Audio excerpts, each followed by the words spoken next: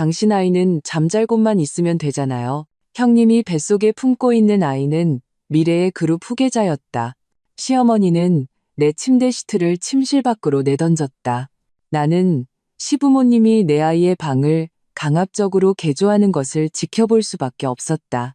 나에게는 반대할 자격조차 없었다. 형님은 배를 내밀며 나를 향해 도발적으로 웃었다. 남편은 선택적 난청 환자처럼 굴었. 나는 그저 한마디 좋아요라고 말했. 그리고 곧바로 부동산 전문 변호사를 찾아갔다. 이틀 후 온 가족이 현관 앞에 모여 아기 방이 생긴 것을 축하하려던 순간 방문이 굳게 닫혀 있는 것을 발견했. 문을 두드리자 안에서 나온 것은 흉악한 인상의 낯선 남자였다. 당신들 뭐야? 나 아직 주택담보대출 다 갚지도 못했어. 방해하지 마. 남자는 버럭 소리를 질렀다. 오후의 햇살이 얇은 시폰 커튼을 뚫고 들어와 바닥에 얼룩덜룩한 그림자를 드리웠다.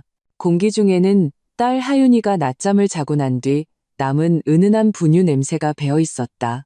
나는 이 평온한 오후가 영원할 것이라고 믿었었다. 시어머니 김미숙 여사의 발소리가 북소리처럼 멀리서부터 가까워지기 전까지는 그 발소리 하나하나가 무겁게 내 심장을 내리찍었다.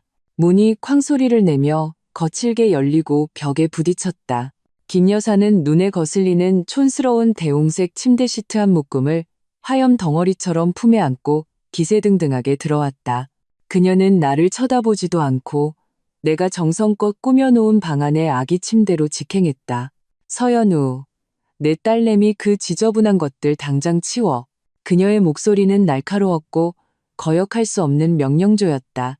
나는 무의식적으로 막 잠에서 깨 어리둥절해하는 하윤이를 품에 꼭 껴안았다. 하윤이는 이 소란에 겁을 먹고 내 품에 작은 머리를 부비며 작은 목소리로 물었다. 엄마, 할머니 왜 저래?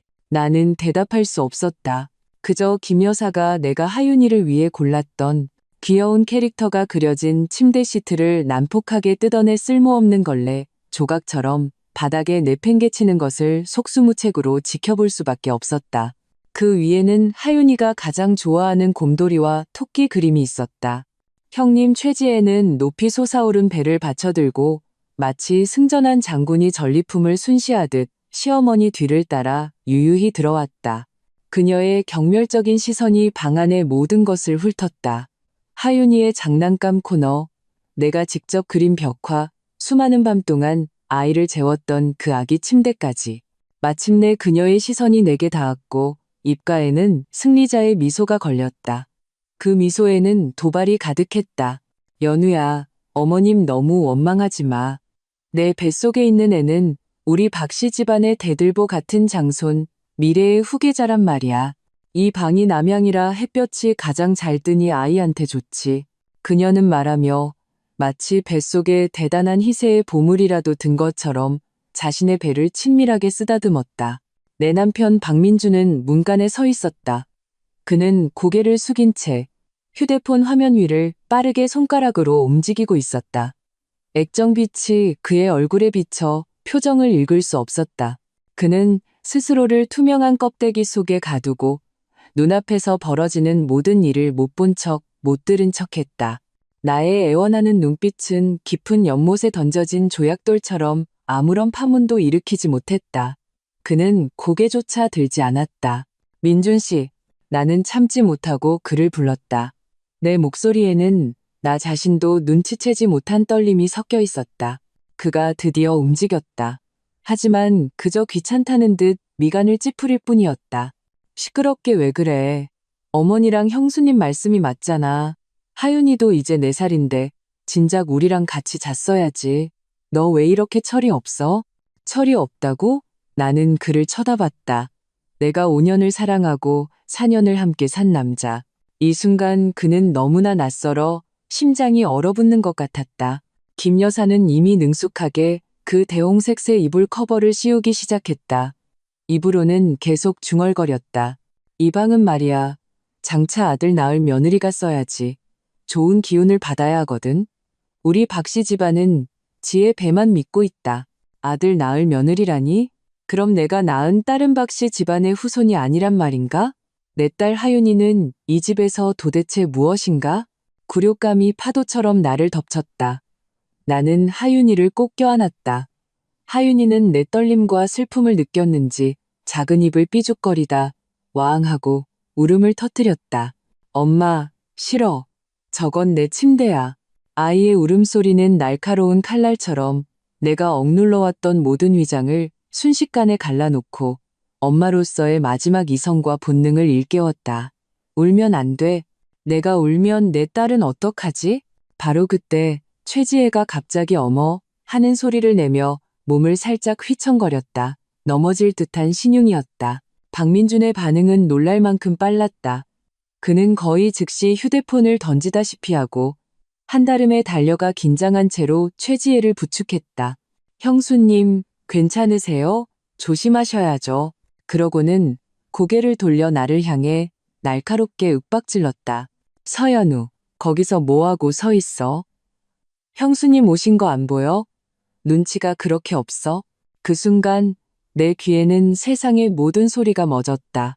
나는 그가 최지혜를 걱정하며 부축하고 안부를 묻는 모습을 보았다. 나와 울고 있는 내 딸은 그에게서 3미터도 채 안 되는 곳에 서 있었지만 마치 불필요한 잉여인간 같았다. 심장이 보이지 않는 손에 꽉 쥐어졌다가 산산조각 나는 것 같았다. 모든 사랑, 모든 기대, 모든 인내가 그 순간 잿더미가 되었다. 나는 깊이 숨을 들이마셔 목구멍까지 차오르는 울음을 억누르고 마음속에 들끓는 증오도 억눌렀다. 나는 천천히, 아주 천천히 하윤이를 안고 있던 팔을 풀고 쭈그려 앉아 손가락으로 아이의 얼굴에 흐르는 눈물방울을 부드럽게 닦아주었다. 하윤아, 착하지. 우리 저거 이제 필요 없어. 내 목소리는 무서울 정도로 평온했다. 그리고 나는 일어서서 김 여사와 최지혜의 의기양양한 눈빛을 마주하고 박민준의 귀찮음과 약간의 죄책감이 뒤섞인 얼굴을 바라보았다. 나는 그저 한마디 좋아요라고 말했다. 그 말은 아주 가벼웠지만 내 마음속에 거대한 돌덩이처럼 내려앉았다. 결정했다. 이걸로 끝이다. 그날 밤 나는 평소처럼 하윤이에게 잠자리 동화를 읽어주고 아이가 가장 좋아하는 자장가를 불러주었다. 조용한 방 안에 아이의 고른 숨소리가 울려 퍼질 때까지 나는 아이의 이마에 뽀뽀를 하고 조용히 문을 닫았다. 작은 침대 하나를 더 들여놓자 비좁아진 우리 침실로 돌아왔다. 박민주는 이미 잠들어 나에게 등을 돌린 채 가벼운 코를 골고 있었다. 참 편안하게도 자는구나. 나는 불을 켜지 않고 창밖으로 스며드는 희미한 달빛에 의지해 옷장 가장 깊숙한 곳에서 오랫동안 먼지 쌓인 상자를 꺼냈다. 그 안에는 나의 모든 혼수품이 들어있었다. 두툼한 주택 구매 계약서 사본 묶음, 결혼 전 내 개인 계좌에서 나간 계약금 이체 증명서, 지난 몇 년간 내 월급 통장에서 대출금을 상환한 은행 거래 내역, 심지어 1년 전 내 개인 명의로 가입한 주택 화재 보험 증서까지 나는 그것들을 책상 위에 하나씩 펼쳐놓았다. 마치 나의 무기를 검열하는 것처럼. 그리고 노트북을 열었다. 화면에 빛이 핏기 없는 내 얼굴을 비췄다. 분노도 눈물도 없었다. 오직 죽음처럼 차가운 냉기만이 감돌았다. 나는 인터넷에서 이 지역에서 가장 유명한 부동산 중개업소 몇 군데를 검색하고 연락처를 적었다. 이어서 이혼 전문 변호사 정보를 찾아보며 그들의 경력과 승소율을 비교했다. 내 손가락이 키보드를 두드리는 소리가 맑고 리드미컬하게 울렸다. 이 고요한 밤에 그것은 마치 복수의 서곡처럼 들렸다. 나는 이 집을 팔아버릴 것이다. 우리 두 사람의 이름이 함께 적혀 있지만 계약금의 80%를 내 혼전 재산으로 지불한 이 집을 그들이 당연하게 차지하고 마음대로 처분할 수 있다고 생각하는 이 집을 나는 그들에게 진정으로 모든 것을 잃는 것이 무엇인지 알려줄 것이다. 다음 날 이른 아침, 동이 트자마자 나는 평소처럼 일어나온 가족의 아침 식사를 준비했다. 박민주는 눈을 비비며 침실에서 나와 식탁에 차려진 미역국과 계란말이, 몇 가지 밑반찬을 보고 습관적으로 수고했어라고 말했다. 나는 대답 없이 고개를 숙이고 하윤이의 밥그릇에 계란말이 하나를 더 얹어주었다. 김 여사와 최지혜도 차례로 일어났다. 최지혜는 상석에 떠받들려 앉았고 김 여사는 살갑게 그녀의 국을 퍼주었다. 지혜야, 많이 먹어라. 이제 혼자 몸이 아니니 잘 챙겨 먹어야지. 어젯밤엔 잘 잤니? 새방은 괜찮고? 네, 어머님, 아주 좋아요. 아침부터 햇살이 쫙 들어와서 따뜻하더라고요. 아기가 아침에 발로 차기도 했어요. 최지혜는 애교 섞인 목소리로 말하며 감출 수 없는 더이한 표정을 지었다. 그들은 나와 하윤이가 없는 사람인 양주거니 받거니 했다. 나는 묵묵히 아침을 먹고 박민준에게 말했다. 오늘 하윤이 데리고 친정에 좀 다녀올게요. 친구랑 오후에 쇼핑 약속도 있어서 저녁에 좀 늦을지도 몰라요. 박민준은 고개도 들지 않고 응하고 얼버무렸다. 그의 모든 관심은 끝없이 이어지는 휴대폰 뉴스에 쏠려 있었다. 그는 오히려 내가 집에 없는 것을 다행으로 여기는 듯했다. 나와 자기 엄마 사이에서 골치 아프게 끼어있지 않아도 되니까 나는 하윤이를 안고 집을 나섰다. 복도에서 나는 마지막으로 굳게 닫힌 그 문을 돌아보았다. 안녕, 나의 옛집이여. 나는 바로 친정으로 가지 않고 먼저 하윤이를 아이가 가장 좋아하는 놀이학교에 데려다 주었다. 선생님께 오후에 일찍 데리러 오겠다고 말씀드렸다. 딸을 맡기고 나서야 나는 어제 예약해둔 법률사무소로 직행했다. 사무소는 강남의 가장 고급스러운 오피스 빌딩에 있었다. 밝고 정숙한 분위기는 그 우연장치한 집과는 극명한 대조를 이루었다. 나를 맞이한 사람은 김 변호사라는 노련한 변호사였다. 그는 차분하고 전문적이었다. 나는 모든 서류를 그 앞에 펼쳐놓았다. 혼전 계약금의 개인 은행 이체 기록은 명확히 내 개인 혼전 예금임을 명시하고 있었고 주택 구매 계약서에는 내 이름이 박민준보다 앞에 있었으며 지난 몇 년간 내 월급 통장에서 상환된 대출 기록도 있었다. 김 변호사는 모든 서류를 꼼꼼히 검토한 후 고개를 들어 나를 보았다. 그의 말투는 확신에 차 있었다. 서연우 씨, 걱정하지 마십시오. 이 아파트는 혼인 후에 구매하여 부부 공동 재산에 해당하지만 서연우 씨께서 명확한 혼전 개인 재산으로 계약금을 지불했다는 증거를 제출하셨고 그 출자 비율이 절대다수를 차지하므로 재산 분할 시 법원은 전적으로 서연우 씨의 주장을 지지할 것입니다. 더 중요한 것은 최신법 해석에 따르면 주요 출자자이자 공동 명의자로서 특정 상황 하에 부동산을 단독으로 처분할 권리를 가질 수 있다는 점입니다. 상대방의 지분에 손실이 없도록 보장할 수만 있다면 말이죠. 단독 처분이라고요? 나는 그 핵심 단어를 붙잡았다. 네, 김 변호사가 안경을 고쳤었다. 이론적으로는 서연우 씨 단독으로 매각 절차를 완료할 수 있다는 의미입니다. 물론 과정이 조금 복잡하겠지만 불가능하지는 않습니다. 제가 전 과정에 걸쳐 법률 지원을 제공해드리겠습니다. 내 마음속 마지막 돌덩이가 내려앉았다. 최대한 빨리 팔아야 해요. 나는 그에게 말했다. 법률사무소에서 나오자 발걸음이 한결 가벼워진 기분이었다. 나는 즉시 어제 추려놓은 중개업소 3곳에 연락했다. 시댁이 있는 동네의 사무소는 피하고 집에서 가장 멀지만 일 처리가 가장 빠른 곳을 선택했다. 전화로 나는 중개업소 소장에게 내 요구사항을 직접적으로 전달했다. 서초동의 어느 아파트 단지, 풀옵션 30평대 즉시 매매. 가격은 시세보다 5% 낮출 수 있지만 단 하나의 조건은 전액 현금 우선, 거래 절차는 3일 내에 완료되어야 한다는 것이었다. 중개업소 소장은 내 요구에 놀랐지만 직업적 감각으로 큰 건수임을 직감했다. 서 선생님, 걱정 마십시오. 이런 우량 매물은 가격만 맞으면 매수자를 찾는 건 시간 문제입니다. 바로 가장 확실한 고객으로 연결해 드리겠습니다. 효율은 놀라웠다. 2시간이 채 안 되어 중개업소에서 전화가 왔다. 한 고객이 내 집을 마음에 들어하고 내 모든 조건에 부합하며 당장 집을 보고 싶어 한다는 것이었다. 나는 30분 후로 약속을 잡았다. 시댁 식구들의 눈을 피하기 위해 나는 중개인에게 매수자를 지하 주차장에서 바로 데리고 올라오라고 했다. 매수자의 이름은 강태수. 40대 초반의 남자로 체격이 건장하고 피부는 검게 그을려 있었다. 짧은 머리에 팔에는 희미한 문신이 보였다. 딱 봐도 보통 내기가 아닌 조폭 같은 인상이었다.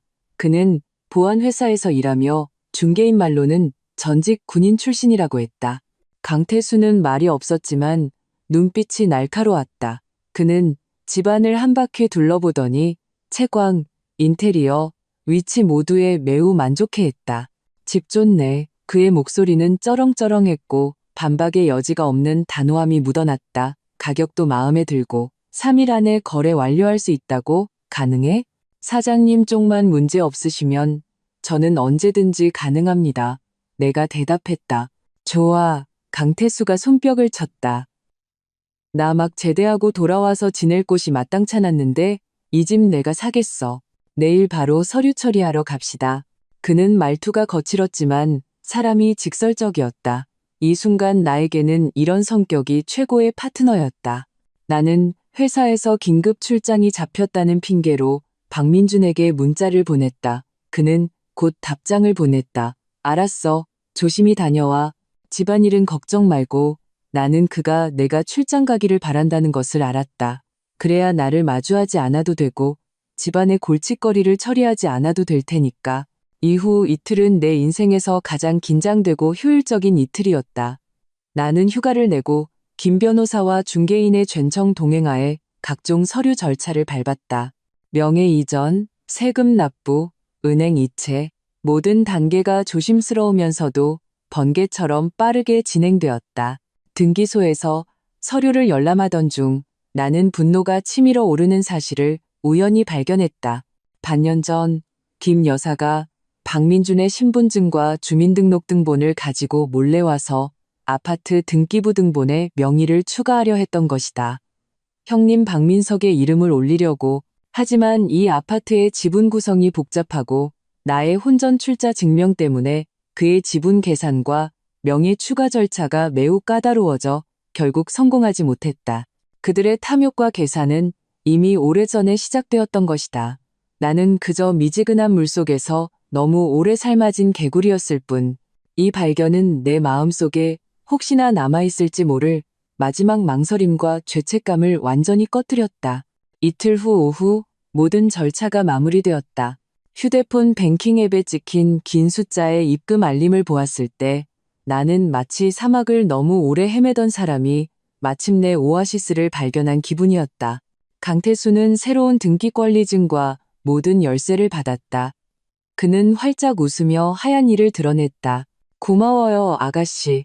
나중에 무슨 일 있으면 언제든 연락해요. 네, 강 사장님. 나는 정중하게 고개를 끄덕였다. 등기소를 떠나기 전 나는 김 변호사에게 전화를 걸어 추후 박씨 집안 식구들이 나를 괴롭힐 경우 마주할 수 있는 모든 법적 문제에 대해 상세히 자문하고 만반의 준비를 했다. 모든 준비가 끝났다. 나는 차에 앉아 쉴 새 없이 흘러가는 거리 풍경을 바라보며 휴대폰을 꺼내 김 여사에게 문자를 보냈다. 어머님, 아기 방은 비워두었어요. 미래의 후계자와 함께 행복하게 입주하시길 바라요.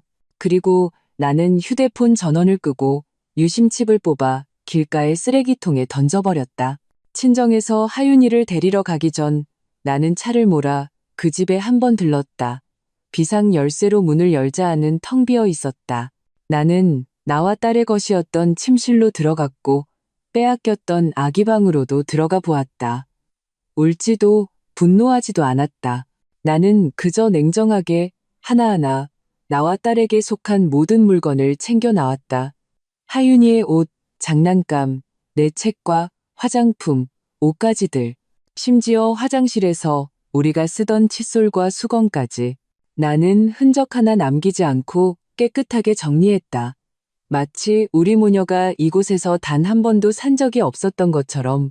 그 문을 닫는 순간 나는 내 인생이 이 순간부터 다시 시작되었음을 알았다. 이틀 후 화창한 주말이었다. 나는 친정집 작은 정원에서 하윤이와 모래성을 쌓고 있었다. 휴대폰은 새 번호로 바꿨고 과거의 모든 소음은 나와 단절되었다. 그리고 바로 그 시각 박씨 집안에서는 성대한 입주식이 열리고 있었다. 김 여사와 최지혜는 개선 장군처럼 박민준과 특별히 도우러 온 큰아들 박민석을 지휘하며 아기 용품이 담긴 크고 작은 짐들을 옮기고 있었다. 명품 아기 침대, 수입 분유, 산더미처럼 쌓인 기저귀, 그리고 각종 값비싼 장난감들. 최지혜는 조심스럽게 중앙에 떠받들려 앉아 고상하면서도 만족스러운 미소를 띠고 있었다. 민준아, 조심조심 옮겨. 흠집이라도 나면 어떡해. 이거 다 내 미래의 조카를 위해 준비한 거란 말이야.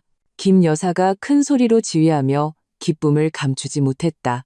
네, 어머니. 박민주는 땀을 뻘뻘 흘리면서도 기꺼이 따랐다. 그에게 이것은 그저 가정 내의 자원 재분배에 불과했다. 나와 하윤이가 희생했지만 가문의 후계자의 안정을 얻었으니 그럴 가치가 있다고 생각했다. 그들 일행은 위풍당당하게 새 아기 방문 앞에 도착했다. 김 여사는 의기양양하게 헛기침을 하고 문을 두드려 방 안에 있을 나에게 깜짝 선물을 선사하며 가장으로서의 권위를 과시할 준비를 했다. 똑, 똑, 똑, 똑. 문 안에서는 아무런 반응이 없었다. 이상하네. 김 여사가 불만스럽게 투덜거렸다. 서연우 이하터 방 비워준다고 해놓고 어디 간 거야? 이사하면서 말도 한마디 없고 열쇠도 안 남겨놓고 정말 예의가 없네. 그녀는 욕을 하면서 가방에서 비상 열쇠를 꺼내 직접 문을 열려고 했다. 그러나 열쇠를 구멍에 꽂았을 때 어찌된 일인지 열쇠가 들어가지 않았다. 몇 번을 시도했지만 열쇠는 반쯤밖에 들어가지 않아 전혀 돌아가지 않았다. 뭐야? 김 여사의 얼굴이 순식간에 굳었다. 자물쇠가 왜 바뀌었어? 그녀는 문을 세게 두드리기 시작했다. 목소리도 날카로워졌다. 서연우, 문 열어. 안에서 무슨 짓이야? 박민준도 뭔가 이상하다고 느꼈다. 그는 어머니를 진정시키며 말했다. 어머니, 진정하세요. 제가 연우한테 전화해 볼게요. 그가 휴대폰을 꺼내 내 번호를 눌렀다. 수화기 너머로 들려온 것은 차가운 기계음이었다. 고객님께서 전화를 받을 수 없어. 김 여사의 분노가 완전히 폭발했다. 그녀는 문을 두들기며 욕설을 퍼부었다. 세상에, 미쳤나 봐. 이제는 이 감이 우리를 문 밖에 세워둬? 두고 봐. 내가 어떻게 손봐주는지. 바로 그때 문이 찰칵 소리를 내며 안에서 갑자기 열렸다. 문 앞에 서 있는 것은 그들이 상상했던 순종적인 서연우가 아니었다. 건장한 체격에 험상궂은 얼굴을 한 낯선 남자였다. 바로 강태수였다. 그는 막 운동을 마치고 돌아와 상의를 벗은 채 목에 수건을 두르고 있었다. 온몸에서 생사람은 가까이 오지 마라는 험악한 기운이 뿜어져 나왔다.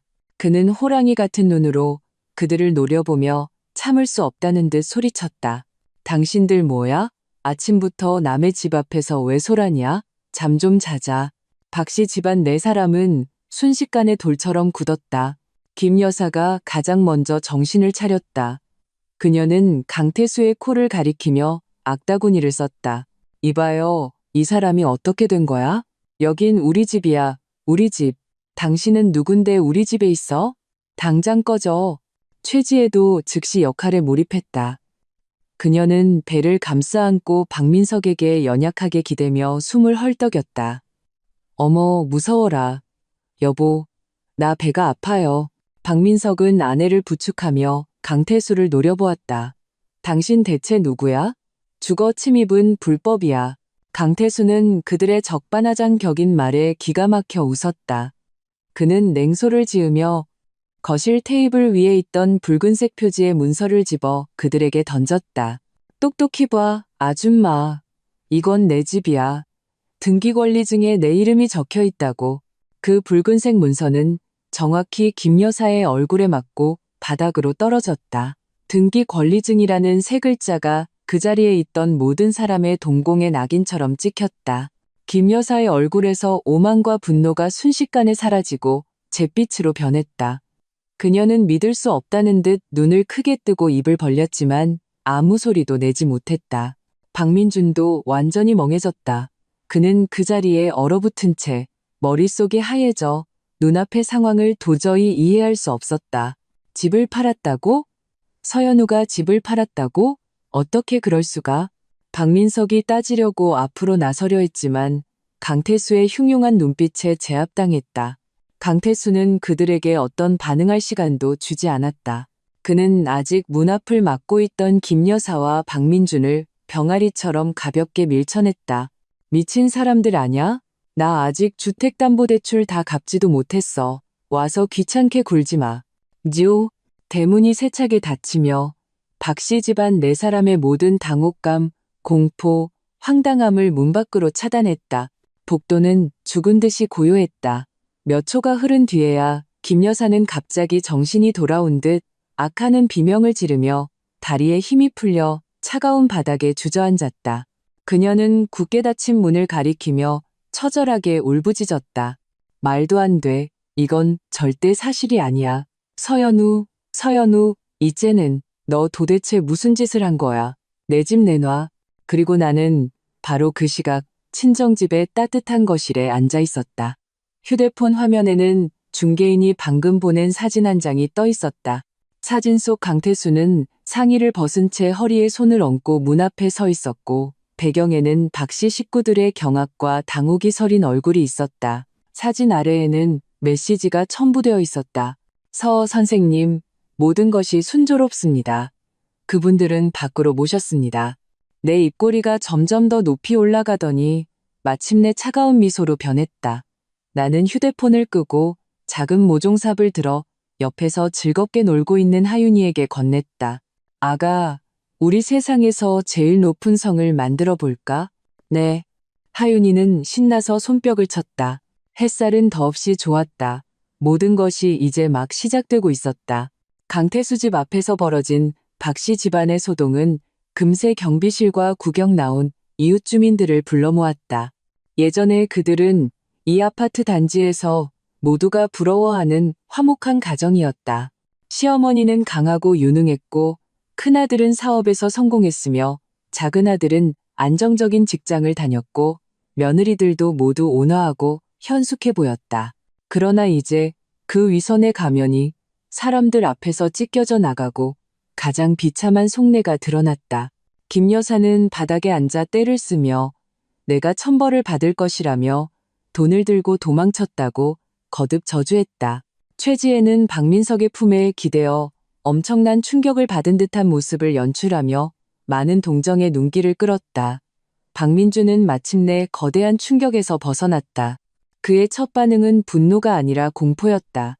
집이 없어졌다. 가족이 없어졌다. 그는 어디로 가야 하는가? 그는 미친 듯이 내게 전화를 걸었다. 한 번 또 한 번. 하지만 수화기 너머에서는 언제나 그 차가운 기계음만이 들려올 뿐이었다. 민준아, 경찰에 신고해. 빨리 신고해. 김 여사가 소리쳤다. 서연우, 그째는 이 우리 집을 훔쳤다고 해. 잡아넣어서 감옥에 보내버려. 박민주는 허둥지둥 112에 신고했다. 경찰이 곧 도착했지만 사건의 전말을 다 듣고 강태수의 문을 두드려 그 새로운 등기권리증을 직접 확인한 후 경찰의 표정도 난감해졌다. 어머님, 이건 형사사건이 아니라 민사분쟁입니다. 경찰이 김 여사에게 설명했다. 등기부등본상 소유주는 이 강태수 씨가 맞고 등기소의 거래 절차도 적법하게 기록되어 있습니다. 두 분 사이의 갈등은 법적인 경로를 통해 해결하시는 것이 좋겠습니다. 민사 분쟁이라고? 쟤는 사기꾼이야. 도둑놈이라고. 김 여사는 전혀 들으려 하지 않고 경찰을 붙잡고 할퀴었다. 결과는 뻔했다. 그녀는 공무집행방해로 경찰서에 연행되어 엄중한 훈계를 받고 나서야 풀려났다. 한 가지 방법이 실패하자 박민석과 최지혜는 즉시 두 번째 계획을 실행했다. 그들은 인맥을 통해 변호사를 찾아 이번 주택 거래를 법적으로 무효화시키려고 시도했다. 그러나 변호사가 모든 거래 기록과 내가 명예 이전 시 제출했던 그 완벽한 증거들, 특히 그 혼전 개인재산 출자 증명서를 확인한 후 그는 안타깝게도 박민석에게 이렇게 말할 수밖에 없었다. 박 선생님, 이번 거래는 법적으로 전혀 흠잡을 데가 없습니다. 서연우 씨는 완전한 처분권을 가지고 있었습니다. 거래를 뒤집을 가능성은 거의 제로에 가깝습니다. 모든 길이 내가 막아버렸다. 박씨 집안은 전례 없는 절망과 분노에 휩싸였다. 그들은 이 사실을 받아들일 수 없어 미친 듯한 추적과 책임 전가를 시작했다. 김 여사와 최지혜, 이 환상의 고부 콤비는 이제 루머 유포의 선봉장이 되었다. 그들은 모든 친척 단톡방과 친구 모임에서 내가 하찮은 아기방 하나 때문에 온 가족의 집을 팔아버리고 외부인과 내통하여 집안의 모든 돈을 들고 튀었다는 이야기를 온갖 MSG를 쳐서 퍼뜨렸다. 그들은 나를 극악무도하고 문란한 여자로 묘사하며 여론을 통해 나를 완전히 매장시켜 사회적으로 재기불능 상태로 만들려 했다. 박민주는 그의 모든 인맥을 동원해 미친 듯이 나를 찾아다녔다. 그는 우리 친정에 찾아왔다가 어머니가 휘두르는 빗자루에 쫓겨났다. 내가 일했던 유치원에 찾아갔지만 내가 이미 퇴사했다는 말만 들었다. 내 절친의 집에 찾아갔지만 친구는 그에게 차갑게 말했다. 민준 씨, 당신이 연우한테 조금이라도 잘했더라면 이런 일은 없었을 거예요. 그제야 박민주는 뒤늦게 깨달았다. 내가 그에게 단순히 공짜 가사도움이나 마음대로 무시할 수 있는 아내가 아니었다는 것을. 나의 사라짐은 그의 삶을 완전히 통제 불능 상태로 만들었다. 하지만 이 깨달음 속에는 사랑과 후회보다는 분노와 이해할 수 없다는 감정이 더 컸다. 그는 그토록 순종적이고 인내심 많던 서연우가 어떻게 갑자기 이렇게 단호하고 무자비해질 수 있는지 도무지 이해할 수 없었다. 나는 이미 김 변호사를 통해 그들의 일거수일투족을 예의주시하고 있었다. 그들의 비방과 루머에 대해 나는 서둘러 변명하지 않았다. 나는 그저 김 변호사에게 법무법인 명의로 간결하고 엄격한 어조의 공식 입장문을 발표하게 하고 박씨 집안의 주요 친척들에게 딩성 발송하게 했다. 입장문에는 비난 한마디 없이 명확하게 세 가지 사실만을 밝혔다. 주택매매는 완전히 합법적이고 규정에 따랐음. 나는 해당 부동산에 대해 절대적인 지분의 개인재산권을 가지고 있음. 만약 앞으로도 내 개인 명예에 대한 악의적인 비방이나 허위사실 유포가 계속될 경우 법적 책임을 물을 권리를 행사할 것임. 이 입장문은 선동되어 분노하던 친척들의 머리에 찬물을 끼얹는 것과 같았다. 김 여사는 여론전에서 재미를 못 보자 더 악독한 수를 생각해냈다. 그녀는 놀랍게도 우리 어머니에게 전화를 걸어 하윤이의 양육권을 가지고 나를 협박했다. 그 작은 죄는 서연우한테 전해요. 당장 기어 돌아오지 않으면 평생 자기 딸 얼굴 볼 생각도 말라고. 하윤이는 우리 박씨 집안 손녀야. 데려갈 생각은 꿈도 꾸지 말라고. 어머니는 전화기 너머로 그녀보다 더 강경한 태도로 맞받아쳤다. 김미숙 씨, 거기서 미친 소리 그만둬. 하윤이는 내 외손녀야. 내가 살아있는 한 당신들 누구도 걔 머리카락 하나 건드릴 생각 마. 한 번만 더 우리를 괴롭히면 바로 경찰에 신고할 테니 알아서 해. 전화를 끊고 나는 김 여사의 협박이 담긴 통화 녹음을 조용히 저장했다. 이 모든 것이 훗날 법정에서 증거가 될 것이다. 밖에서 하루 종일 소란을 피우고 망신을 당한 박씨 집안은 마침내 잔혹한 현실을 받아들여야 했다. 그들은 갈 곳이 없었다. 그들이 한때 경멸했던 그 집은 이제 그들이 감히 건드릴 수 없는 낯선 사람의 것이 되었다. 그들은 어쩔 수 없이 큰 짐, 작은 짐을 싸들고 큰아들 박민석의 집으로 잠시 이사했다. 박민석의 집도 방 3개짜리였지만 그들 세 식구가 살기에는 딱 맞았다. 이제 갑자기 세 사람이 더 들어오고 아직 포장도 뜯지 않은 아기용품들까지 더해지자 집은 순식간에 비좁아지고 아수라장이 되었다. 과거의 체면과 풍요는 온데간데 없었다. 나는 김 변호사가 보내온 이 전황 보고를 보며 마음속에 아무런 파동도 일지 않았다. 이것은 시작에 불과했다. 진짜 재미는 이제부터였다. 박민석의 집에 놀러 앉은 지 사흘도 안 되어 이미 흔들리던 이 대가족의 갈등이 폭발하기 시작했다. 가장 먼저 무너진 것은 김 여사였다. 잠자리도 음식도 불편했고 무엇보다 한 집안의 가장에서 얹혀 사는 신세로 전락한 것을 견딜 수 없었다. 그녀는 모든 분노를 박민준에게 쏟아냈다. 다 너 때문이야. 이 쓸모없는 놈아. 마누라 하나 제대로 간수 못해서. 이제 꼴 좋다. 집도 없어지고 내 늙은 얼굴에 똥칠까지 했어. 당장 가서 그 째낸 서연우 찾아가 무릎 꿇고 빌고 머리 밟고 사죄해서 집 다시 찾아오란 말이야. 김 여사의 협박과 온 가족의 압박 속에서 박민주는 선택의 여지가 없었다.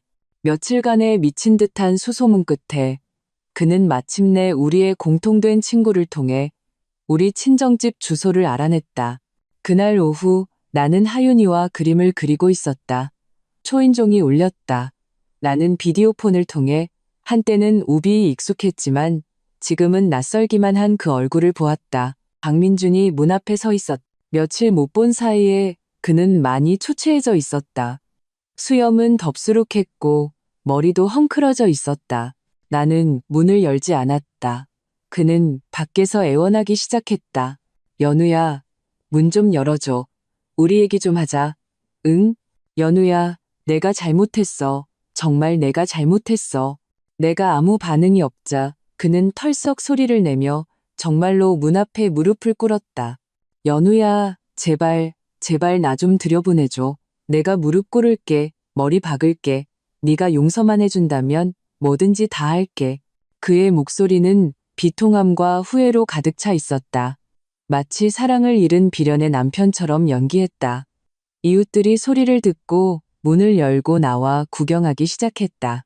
나는 어머니와 하윤이가 시끄러운 일에 휘말리는 것을 원치 않았다. 결국 나는 문을 열었다. 박민주는 허둥지둥 기어들어와 문이 열리자마자 내 다리를 붙잡으려고 했다. 나는 차갑게 한 걸음 뒤로 물러나 그를 피했다. 일어나. 내 목소리에는 한치의 온도도 없었다. 하지만 그는 바닥에 무릎 꿇은 채 일어나지 않고 고개를 들어 눈물 콧물을 흘리며 나를 쳐다봤다. 연우야, 날 용서해줘. 내가 개자식이었어. 내가 사람이 아니었어. 너와 하윤이를 지켜주지 못했어. 널 힘들게 했어. 우리 집으로 돌아가자. 응? 우리 다시 시작하자. 나는 그의 서투른 연기를 냉정하게 바라보았다. 마음속에는 아무런 동요도 없었다. 나는 그저 조용히 물었다. 집으로? 어느 집으로? 우리에겐 이제 집이 없잖아. 그의 말문이 막혔다. 얼굴에 당혹감과 분노가 스쳤지만 곧 더 짙은 슬픔으로 가려졌다. 다시 사면 되잖아. 연우야, 날 믿어줘. 그 돈 다시 찾아서 더 크고 좋은 집으로 사자. 내 이름으로만 등기할게. 그는 내가 아직도 그의 몇 마디 빈말에 속아 넘어가는 바보 같은 여자인 줄 아는 모양이었다. 돈? 나는 웃었다. 웃음은 눈가에 닿지 않았다. 박민준, 너 잊었어? 내 월급 통장, 매달 내 엄마가 반을 가져가서 그 잘난 내 형님 사업 자금으로 대주는 거. 뭘로 집을 사? 내 망상으로? 박민준의 얼굴이 순식간에 새하얗게 질렸다. 그는 내가 모를 거라고 생각했던 일들을 내가 사실은 전부 알고 있었다는 사실에 충격을 받았다. 나는 그를 보며 한마디 한마디 그의 과거의 모든 죄를 그 앞에 펼쳐놓았다. 박민준, 기억나? 하윤이가 한밤중에 고열로 끓을 때 나 혼자 애를 안고 병원에 가면서 너한테 전화했지. 넌 고객 접대 중이라고 했지만 사실은 내 형이랑 마작하고 있었잖아. 기억나? 내 생일날 내가 한 상 가득 차려놓고 널 기다렸지. 넌 내 엄마 말 한마디에 임신한 내 형수한테 닭고기 수프 갖다 주러 달려갔잖아. 나와 딸은 음식이 다 식을 때까지 기다려야 했고. 기억나? 바로 며칠 전 내 어머니가 내 앞에서 내 딸의 침대 시트를 바닥에 내던졌고 내 형수는 승리자의 미소로 날 비웃었어. 그런데 너, 내 남편이라는 사람은 내가 눈치 없이 내 형수기를 막았다고 날 질책했지. 내가 한마디 할 때마다 박민준의 얼굴은 한 겹씩 더 하얘졌다. 그는 입을 열어 변명하려 했지만 모든 말이 목에 걸려 한 글자도 뱉어내지 못했다. 내가 말한 모든 것이 사실이었기 때문이다. 그의 나약함, 그의 이기심, 그의 모든 회피와 배신이 칼날처럼 내 심장을 난도질했었다. 이제 나는 그 칼날들을 그대로 그에게 돌려줄 것이다. 박민준, 우리 사이는 이미 오래전에 끝났어. 나는 평온하게 선고를 내리고 거실 테이블 아래에서 서류 한 부를 꺼내 그의 앞에 가볍게 놓았다.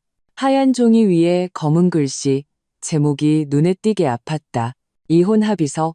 박민준의 동공이 급격히 수축했다. 그는 마치 정갈에 쏘인 것처럼 벌떡 일어나 그 합의서를 움켜쥐었다. 그의 눈에는 경악과 불신이 가득했다. 이혼? 서연우, 너 나랑 이혼하겠다고? 그는 합의서를 찢으려 했지만 내 차가운 눈빛에 제지당했다. 안 해. 절대 이혼 못해. 그가 히스테릭하게 소리쳤다. 서연우, 똑똑히 들어. 넌 살아서도 박씨 집안 사람이고 죽어서도 박씨 집안 귀신이야. 내가 네 유일한 남편이라고. 그래? 나는 그를 차갑게 쳐다봤다. 그걸 찢기 전에 하나 알려줄게. 방금 나한테 폭력을 쓰려 했던 네 행동은 이미 가정폭력으로 인정될 수 있어. 만약 네가 합의 이혼에 협조하지 않는다면 우린 법정에서 보게 될 거야. 그때가 되면 내가 판사와 모든 사람 앞에서 이 결혼 생활 동안의 너의 모든 무책임함과 너희 박씨 집안이 나에게 수년간 가한 정신적 학대를 전부 공개할 거야. 우리가 대치하고 있을 때 문 밖에서 또다시 급한 발걸음 소리가 들려왔다. 김 여사가 도착한 것이다. 그녀는 분명 박민준을 따라온 것이었다. 그녀는 문에 들어서자마자 테이블 위에 이혼 합의서를 보고 즉시 폭발했다. 서연우, 이 염치 없는 년, 우리 박씨 집안이 너한테 뭘 잘못했는데? 우리 집에서 먹고 자고 하더니 이제 날개가 돋쳤어? 집 팔아먹고 꽁무니 빼고 도망가려고? 내가 말하는데 어림도 없어? 그녀는 그 합의서를 빼앗으려고 달려들며 입에 담지 못할 욕설을 퍼부었다. 넌 그냥 부도덕한 재능이야. 배은망덕한 년. 우리 민준이가 너한테 뭐가 부족해서 이혼을 해? 밖에서 벌써 딴 놈이랑 붙어먹었지? 그녀는 또 그 후계자 타령을 꺼내들며 내 코를 가리키고 욕했다. 내가 진작 알아봤어. 넌 아들도 못 낳는 재수 없는 년이야. 이제 우리 집 돈까지 들고 튀려고 해? 내가 말하는데 이 김미숙이 눈에 흙 들어가기 전에는 절대 그렇게 안 둬. 나는 눈앞에 이 험상궂은 모자를 보았다. 한 명은 위선적으로 붙잡고 한 명은 악독하게 저주하고 그들은 여전히 예전 방식 그대로였다. 한 명은 좋은 역할, 한 명은 나쁜 역할. 안타깝게도 나는 더 이상 얌전히 그들의 연극을 관람하는 관객이 아니었다. 나는 평온하게 그들의 시선을 맞으며 또박또박 말했다. 첫째, 이 집은 당신들 집이 아닙니다. 계약금 대부분은 제 혼전 개인 재산이었습니다. 둘째, 나는 그 역겨운 집으로 다시는 돌아가지 않을 겁니다. 셋째, 당신들도 더 이상 내 딸을 해칠 생각은 마십시오. 말을 마친 나는 휴대폰을 들어 김 변호사에게 바로 전화를 걸고 스피커폰으로 전환했다. 김 변호사님, 제 의뢰인 박민준 씨와 그의 어머니 김미숙 여사가 지금 제 집에 와서 저를 협박하고 모욕하며 합의 이혼을 거부하고 있습니다. 준비해 주세요. 저는 정식으로 이혼 소송을 제기하기로 결정했습니다. 전화기 너머로 김 변호사의 전문적이고 냉정한 목소리가 들려왔다. 네, 서연우 씨, 모든 증거는 이미 준비되어 있습니다. 언제든지 소송을 제기할 수 있습니다. 김 여사와 박민준의 욕설이 갑자기 멎었다. 그들은 마치 목이 졸린 오리처럼 내 손에 들린 전화기를 멍하니 쳐다봤다. 그들의 얼굴에는 충격과 공포가 가득했다. 그들은 내가 정말로 그것도 미리 준비까지 해놓고 일을 벌일 줄은 상상도 못했던 것이다.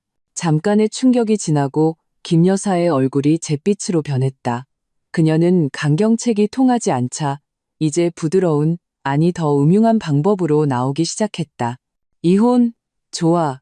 서연우, 너 배짱 좋네. 그녀는 이를 갈며 눈에 계산적인 빛을 번뜩였다. 하지만 하나 알려주지. 이 집은 우리 박씨 집안 돈으로 산 거야. 이혼하더라도 너는 한 푼도 가져갈 생각 마. 그녀는 말하며 놀랍게도 들고 온 가방에서 꾸깃꾸깃한 종이 한 장을 꺼내 테이블 위에 탁 소리 나게 내려놓았다. 그것은 손으로 쓴 차용증이었다. 나, 서연우는 김미숙에게 주택 구입 자금으로 8억 원을 빌렸음. 날짜는 4년 전이었고 서명란에는 놀랍게도 내 이름이 적혀 있었다. 비록 꽤 비슷하게 흉내냈지만 나는 한눈에 그것이 위조된 것임을 알 수 있었다. 봤어? 김 여사가 의기양양하게 턱을 치켜들었다. 흑백이 분명한 증거야. 네가 4년 전에 집 살 때 나한테 8억 빌렸잖아. 이 돈 갚아야지. 집 한 돈은 한 푼도 가져갈 생각 마. 안 그러면 내가 법원에 사기죄로 고소해서 너 감옥에 보내버릴 거야. 최지혜가 어느새 문 앞에 나타나 있었다. 그녀는 허리를 짚고 시기적절하게 끼어들었다. 그녀의 말투에는 걱정이 가득했다. 재수 씨, 왜 일을 이렇게까지 만들어요? 한 가족끼리. 어머님도 그런 뜻이 아니에요. 재수 씨가 집에 돌아와서 민준 씨랑 잘 지내기만 한다면 이 차용증은 없던 일로 할 수 있어요. 한 명은 협박하고 한 명은 회유하고 그들은 완벽한 호흡을 자랑했다. 내가 이 위조된 차용증에 겁을 먹고 얌전히 굴복할 것이라고 확신했다. 박민주는 옆에 서서 그 차용증을 보며 시선을 피했다. 분명히 아는 눈치였다. 그들 온 가족이 이미 짜고 이런 비열한 수법으로 나를 완전히 벗겨먹으려고 했던 것이다. 그들의 추악한 얼굴을 보며 나는 갑자기 웃음이 터져 나왔다. 나는 큰 소리로 웃었고 웃다가 눈물이 나올 뻔했다. 그들은 내 웃음에 어리둥절하며 서로를 쳐다봤다. 뭐가 웃겨? 김 여사가 허세를 부리며 소리쳤다.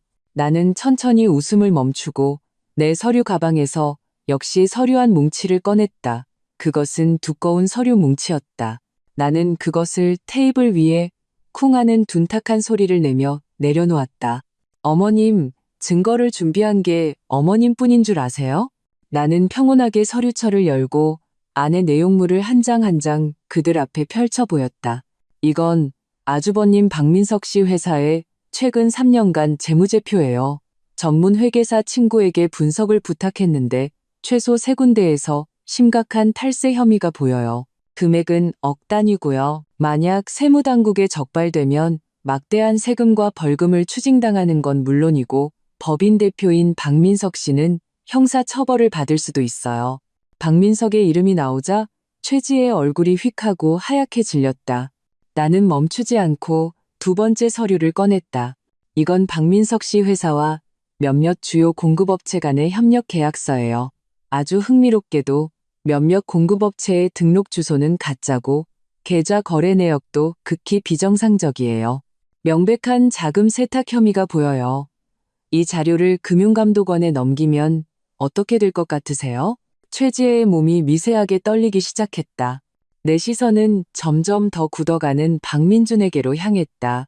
그리고 당신, 박민준, 당신은 줄곧 당신 엄마가 매달 당신 통장에서 빼간 돈이 당신을 위해 저축해주는 거라고 생각했지. 맞아? 나는 은행 거래 내역서 몇 장을 꺼냈다.